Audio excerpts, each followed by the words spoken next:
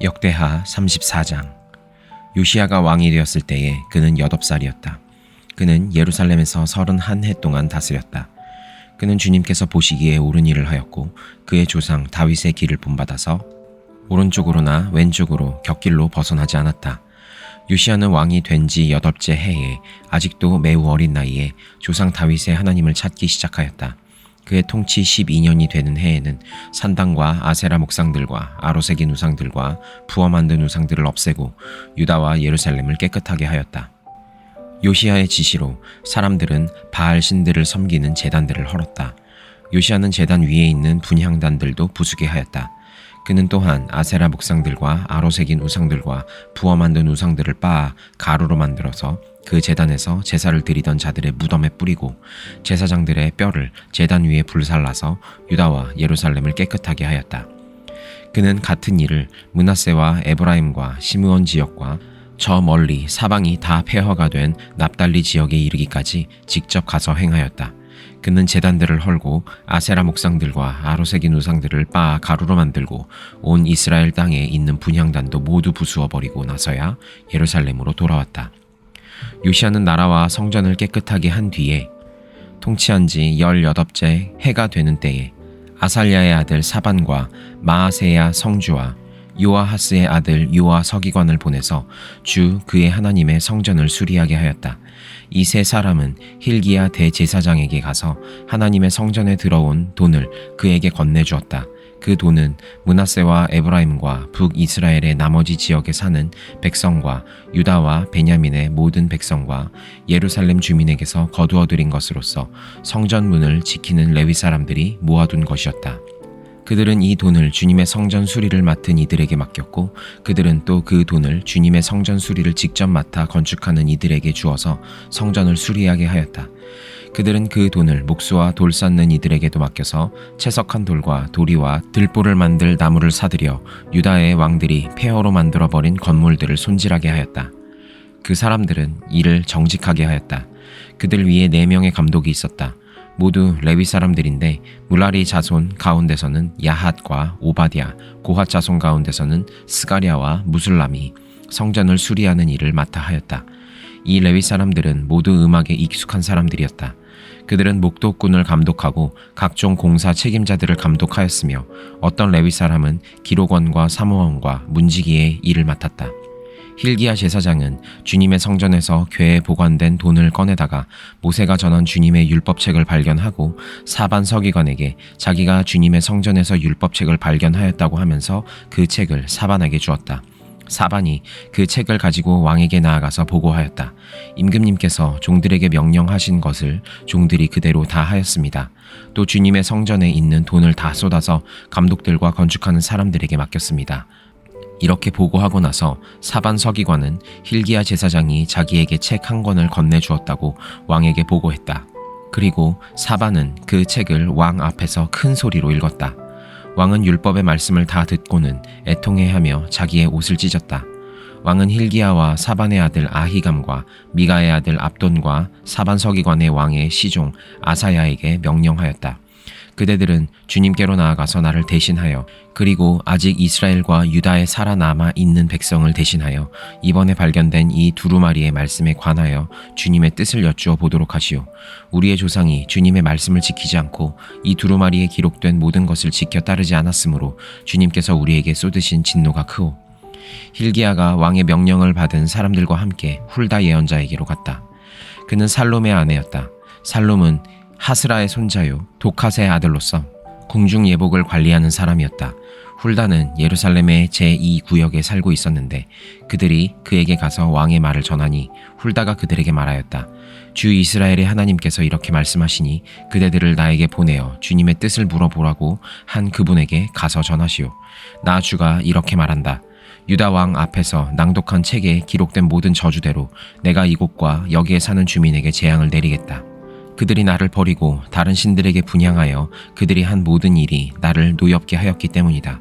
그러므로 내 분노를 여기에다 쏟을 것이니 아무도 끄지 못할 것이다 하셨소. 주님의 뜻을 주님께 여쭈어 보려고 그대들을 나에게로 보낸 유다 왕에게는 이렇게 전하시오. 주 이스라엘의 하나님이 이렇게 말한다. 내가 들은 말씀을 설명하겠다. 내가 이곳과 이곳에 사는 주민을 두고 말한 것을 내가 듣고 마음에 느낀 바 있어서 하나님 앞 곧 내 앞에서 겸손해져서 내가 옷을 찢으며 통곡하였으므로 내가 내 기도를 들어주었다. 나 주가 말한다. 그러므로 이곳과 이곳 주민에게 내리기로 한 모든 재앙을 내가 죽을 때까지는 내리지 않겠다. 내가 너를 내 조상에게로 보낼 때에는 내가 평안히 무덤에 안장되게 하겠다 하셨습니다. 그들이 돌아와서 이 말을 왕에게 전하였다. 왕이 사람을 보내어 유다와 예루살렘의 모든 장로를 불러 모았다. 왕은 주님의 성전에 올라갈 때에 유다의 모든 백성과 예루살렘 주민과 제사장들과 레위 사람들과 어른으로부터 아이에 이르기까지 모든 백성을 다 데리고 주님의 성전으로 올라갔다. 그때 왕은 주님의 성전에서 발견된 언약 책에 적힌 모든 말씀을 사람들에게 크게 읽어 들려주도록 하였다. 왕은 자기의 자리에 서서 주님을 따를 것과 마음과 목숨을 다 바쳐 그의 계명과 법도와 규례를 지킬 것과 이 책에 적힌 언약의 말씀을 지킬 것을 맹세하는 언약을 주님 앞에서 맺었다. 왕이 거기에 있는 예루살렘과 베냐민 사람들도 이 언약에 참여하게 하니 예루살렘 주민이 하나님 곧 조상의 하나님이 세우신 언약을 따랐다. 이와 같이 요시야는 이스라엘 자손에게 속한 모든 땅에서 혐오스러운 것들을 다 없애버리고 이스라엘의 모든 사람으로 주 하나님을 섬기게 하였으므로 요시야가 살아있는 동안에는 백성이 주 조상의 하나님께 복종하고 떠나지 않았다. 요한계시록 20장. 나는 또 한 천사가 아비소스의 열쇠와 큰 사슬을 손에 들고 하늘에서 내려오는 것을 보았습니다. 그는 그 용, 곧 악마요 사탄인 그 옛 뱀을 붙잡아 결박하여 아비소스에 던지고 닫은 다음에 그 위에 봉인을 하여 1000년 동안 가두어두고 1000년이 끝날 때까지는 민족들을 미혹하지 못하게 하였습니다. 사탄은 그 뒤에 잠시 동안 풀려나오게 되어 있습니다. 내가 또 보좌들을 보니 그 위에 사람들이 앉아 있었는데 그들은 심판할 권세를 받은 사람들이었습니다. 또 나는 예수의 증언과 하나님의 말씀 때문에 목이 베인 사람들의 영혼을 보았습니다. 그들은 그 짐승이나 그 짐승 우상에게 절하지 않고 그들의 이마와 손에 그 짐승의 표를 받지 않은 사람들입니다. 그들은 살아나서 그리스도와 함께 1000년 동안 다스렸습니다. 그 나머지 죽은 사람들은 1000년이 끝날 때까지 살아나지 못하였습니다. 이것이 첫째 부활입니다. 이 첫째 부활에 참여하는 사람은 복이 있고 거룩합니다. 이 사람들에게는 둘째 사망이 아무런 세력도 부르지 못합니다. 이 사람들은 하나님과 그리스도의 제사장이 되어서 1000년 동안 그와 함께 다스릴 것입니다. 1000년이 끝나면 사탄은 옥에서 풀려나서 땅의 사방에 있는 민족들 곧 곡과 마곡을 미혹하려고 나아갈 것입니다. 그리고 전쟁을 하려고 그들을 모을 것인데 그들의 수는 바다의 모래와 같을 것입니다. 그들은 지면으로 올라와서 성도들의 진과 하나님께서 사랑하시는 도시를 둘러쌌습니다. 그러나 하늘에서 불이 내려와서 그들을 삼켜버렸습니다. 그들을 미혹하던 악마도 불과 유황의 바다로 던져졌는데 그곳은 그 짐승과 거짓 예언자들이 있는 곳입니다. 거기에서 그들은 영원히 밤낮으로 고통을 당할 것입니다. 나는 크고 흰 보좌와 거기에 앉으신 분을 보았습니다. 땅과 하늘이 그 앞에서 사라지고 그 자리마저 찾아볼 수 없었습니다. 나는 또 죽은 사람들이 큰 자나 작은 자나 할 것 없이 다 그 보좌 앞에 서 있는 것을 보았습니다. 그리고 책들을 펴놓고 또 다른 책 하나를 펴놓았는데 그것은 생명의 책이었습니다. 죽은 사람들은 그 책에 기록되어 있는 대로 자기들의 행위대로 심판받았습니다. 바다가 그 속에 있는 죽은 사람들을 내놓고 사망과 지옥도 그 속에 있는 죽은 사람들을 내놓았습니다. 그들은 각각 자기들의 행위대로 심판을 받았습니다. 그리고 사망과 지옥이 불바다에 던져졌습니다. 이 불바다가 둘째 사망입니다. 이 생명책에 기록되어 있지 않은 사람은 누구나 다 이 불바다에 던져졌습니다. 말라기 2장. 제사장들아, 이제 이것은 너희에게 주는 훈계의 말이다. 너희가 나의 말을 명심하여 듣지 않고서 내 이름을 존귀하게 여기지 않으면 내가 너희에게 저주를 내려서 너희가 누리는 복을 저주로 바꾸겠다. 나 만군의 주가 말한다. 너희가 받은 복을 내가 이미 저주로 바꾸었으니 이것은 너희가 내 말을 명심하지 않았기 때문이다. 나는 너희 때문에 너희 자손을 꾸짖겠다. 너희 얼굴에 똥칠을 하겠다. 너희가 바친 희생 제물의 똥을 너의 얼굴에 칠할 것이니 너희가 똥 무더기 위에 버려지게 될 것이다.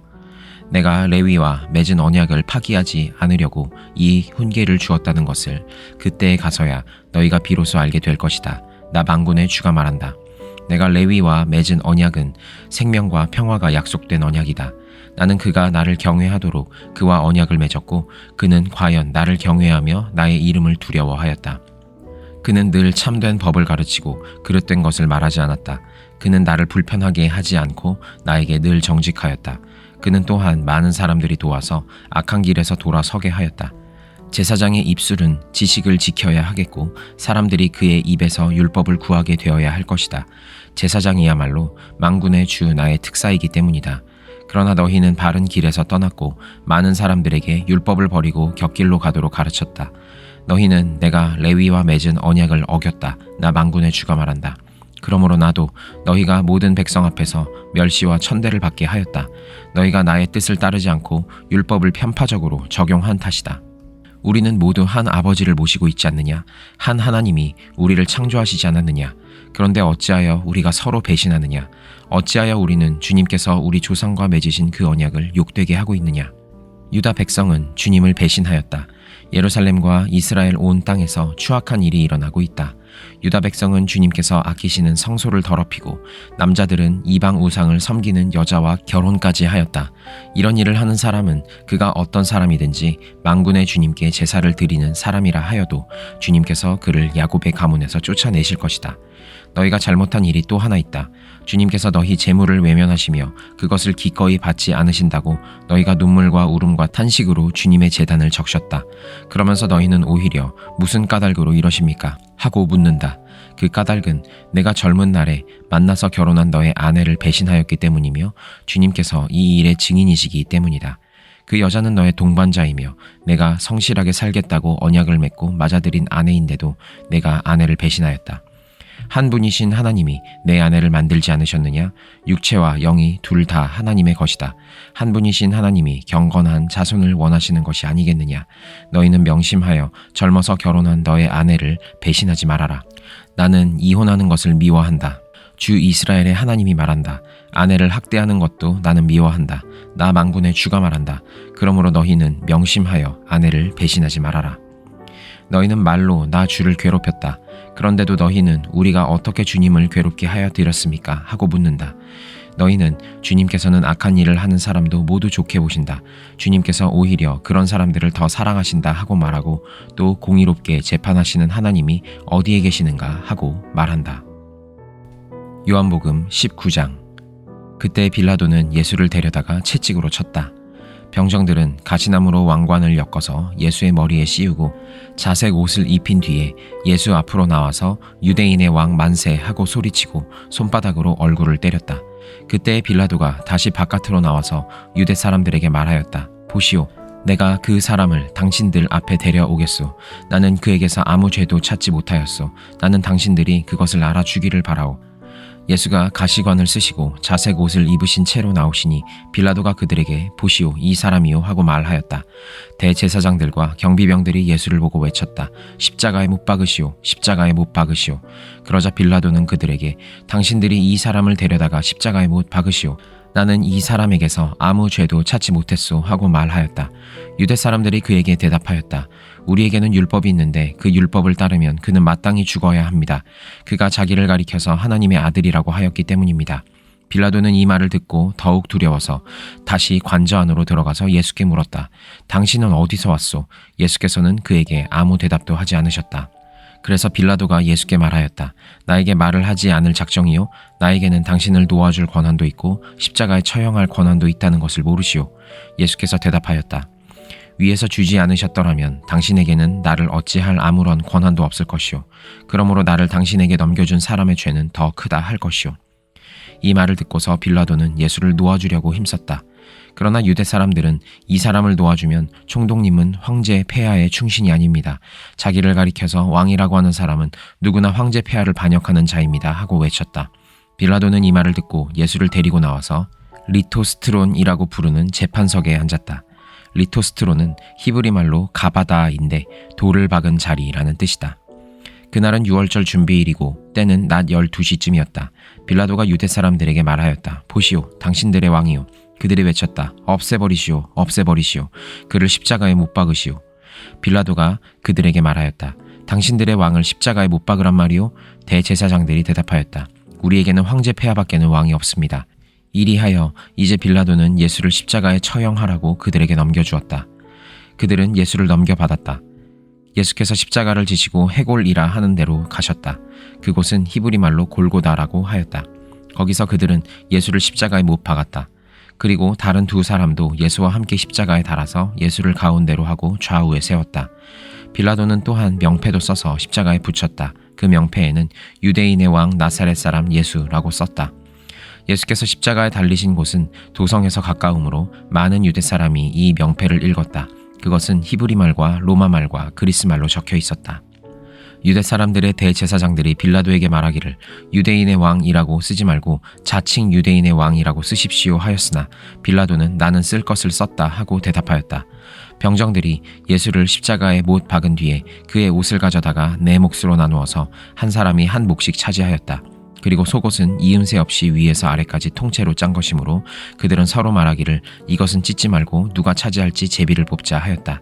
이는 그들이 나의 겉옷을 서로 나누어 가지고 나의 속옷을 놓고서는 제비를 뽑았다 하는 성경 말씀이 이루어지게 하려는 것이었다. 그러므로 병정들이 이런 일을 하였다.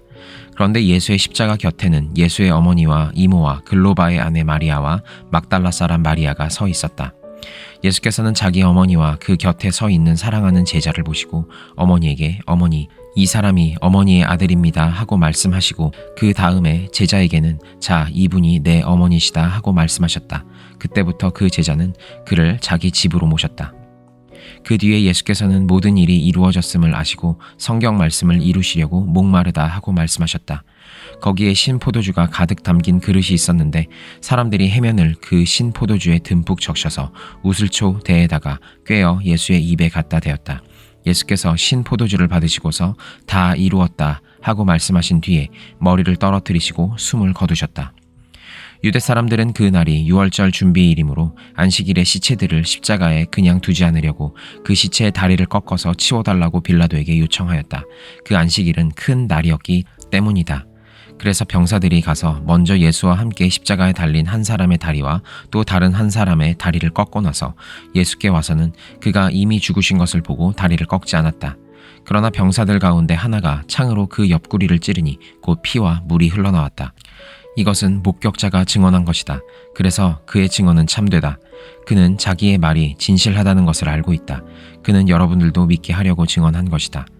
일이 이렇게 된 것은 그의 뼈가 하나도 부러지지 않을 것이다 한 성경 말씀이 이루어지게 하려는 것이었다. 또 성경에 그들은 자기들이 찌른 사람을 쳐다볼 것이다 한 말씀도 있었다.